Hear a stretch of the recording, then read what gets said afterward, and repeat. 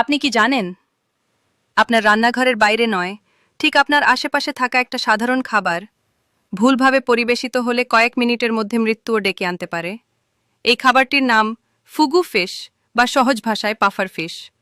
জাপানে এটি অতি দামি এবং বিপজ্জনক এক ডেলিকেসি, কারণ এর শরীরে লুকিয়ে থাকে এক ভয়ঙ্কর নিউরোটক্সিন, যার নাম টেট্রোডক্সিন। বিশ্বাস করুন, মাত্র 2 মিলিগ্রাম পরিমাণ টক্সিনই একজন পূর্ণবয়স্ক মানুষকে মেরে ফেলার জন্য যথেষ্ট। আর একজন আনাড়ি শেফের একবার ভুল করে কাটা পুরো মাছটাকেই মুহূর্তে করে তোলে মারাত্মক বিষ। এই বিষ এতটাই ভয়ঙ্কর যে বিজ্ঞানীরা বলেন এটি সাধারণ সায়ানাইডের চেয়েও প্রায় 50 গুণ বেশি শক্তিশালী।